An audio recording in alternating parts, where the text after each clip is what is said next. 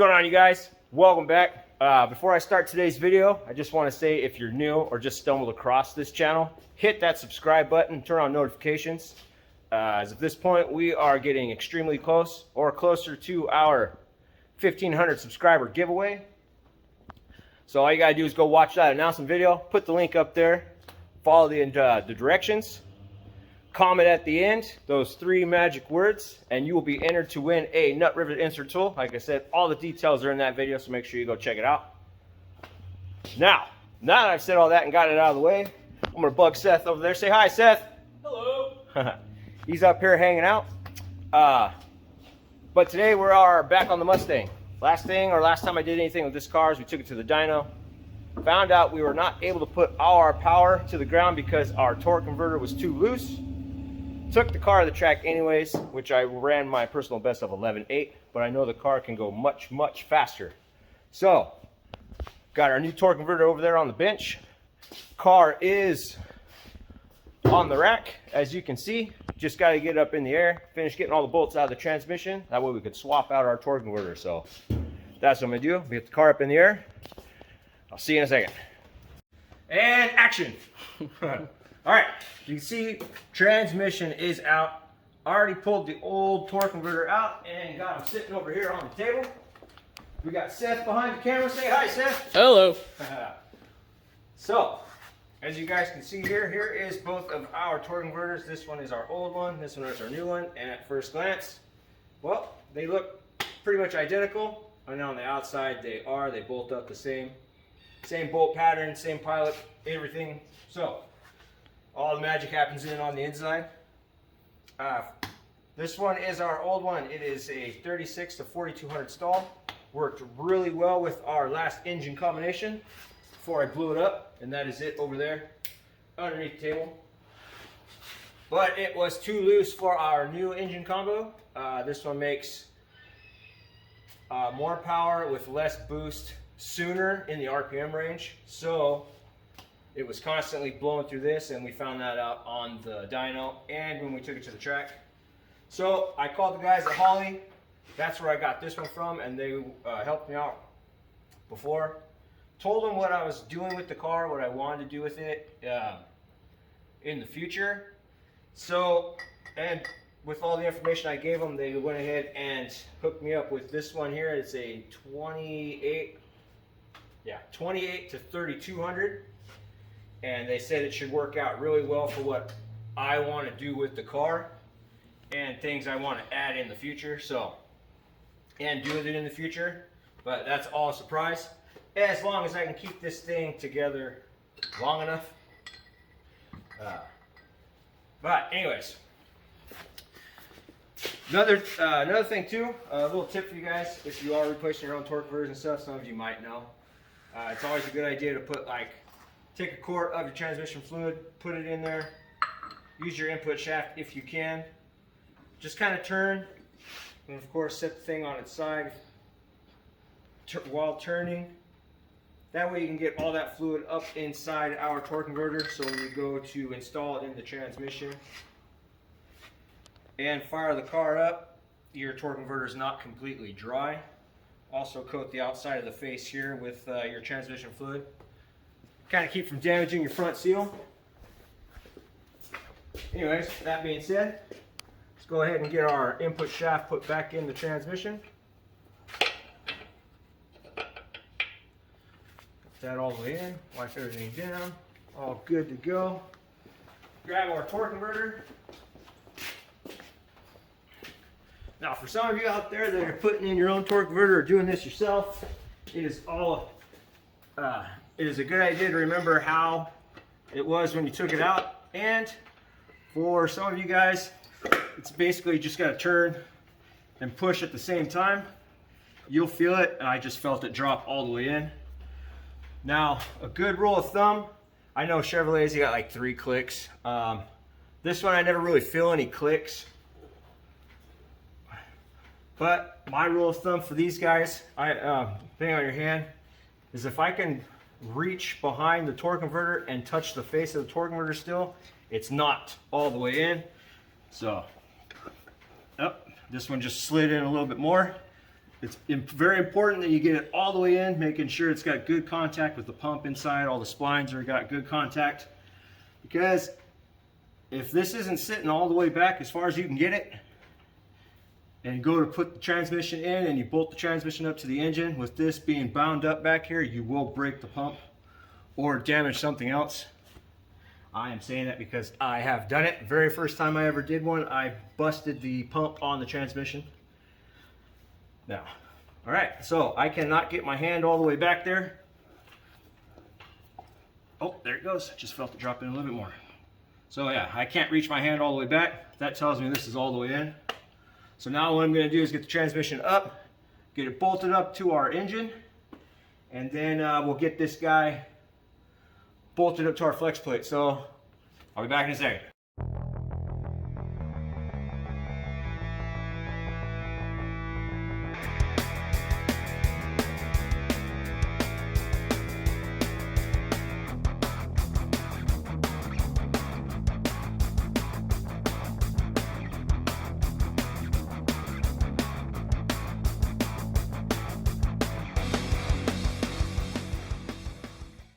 All right, transmission is back into place. I have got it sitting on our rear cross member there. I've also gone ahead and threw a couple bolts. I don't know if you can see it, but I've gone ahead and thrown a couple bolts in on each side to get it snug to our the back of the engine. Now I know I've actually gone over this once before on a previous video where I had to replace the torque converter in this car because I did not pay attention to this one measurement. And for those of you guys that are new and haven't seen that video, I am going to go over this measurement with you for the clearance between the torque converter and the flex plate. So, and I'm going to give the phone back to Seth, have him do some more recording for us. And there you go, bud. All right, you ready? Yep. All right, so if you want to come back up in here, matter of fact, I'm a dork. You go ahead and grab this little razor blade over here. Really should learn to be a little bit more prepared for this stuff. But anyways, can you see the torque? Can you see that right there? All right, so that is our torque converter. I've gone ahead and make sure to push it all the way up against here, make sure there is no binding.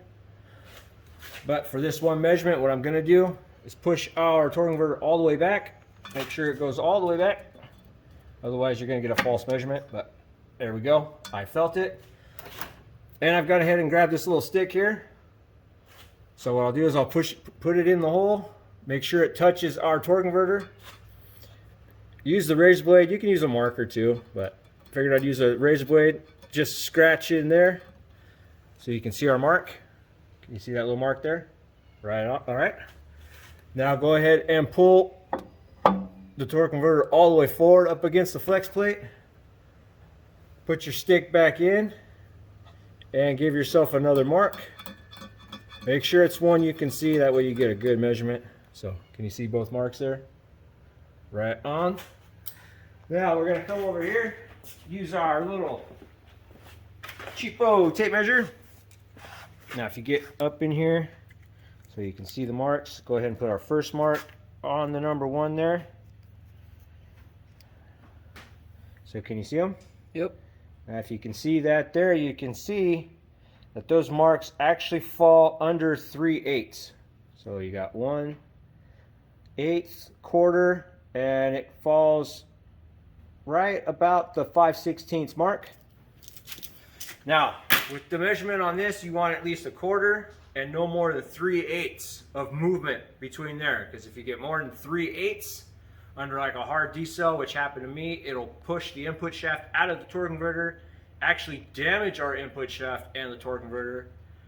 And if it's tighter than a quarter, I believe that under hard acceleration or high pressure, hard use, it'll push the input shaft into the transmission. I haven't had this thing completely apart yet to know exactly what it would be pushing into. But it'll cause damage that way as well. So they say between a quarter and 3/8, anywhere in between that range is going to be good. Now, if you do come up with more than 3/8, they will allow you to use washers or something to kind of compensate for that. So no worries there. I haven't seen really too many with less than a quarter, but if you do, you might be able to probably take a little bit off the mounting surface of the torque converter, as long as it's nice and flush. I don't see why that would be an issue, but like I said, I haven't seen too many with less than a quarter. It's always been more. So, and you can use washers to take that up. But so now that measurement's good, I'm gonna go ahead and finish bolting up the torque converter, finish bolting up the transmission, get the drive shaft and everything put back in, get this thing on the ground, and put some fluid in it. Maybe take it for a test drive, see how she does. So, yeah, finish this up, get her on the ground, put some fluid in it. All right, so car's on the ground, as you can see. It's actually running. Letting it warm up. Already filled the transmission, topped off the fluid. Everything looks really good. Now, got to take it for a test drive. Got to see how it handles on the road. Want to see what it does with the temperature now that it's the torque converter is much tighter in this car. Just basically check the drivability. If I'm gonna go on too big of a test drive, basically what I normally do, we'll hit the gas station, which is about 7 or so miles away. Just kind of get a good feel for the car. But got my wife Ashley with me. She is in the car. She's gonna do some filming with us as well. So I'm excited. Definitely, yeah, definitely excited to see how this new torque converter feels. And I am excited to get it back to the track and see how that translates on the track as well. How much more power we can put to the ground now that you got a tighter torque converter in it. So, but anyways, I'm gonna hand you off to my wife and get on the road.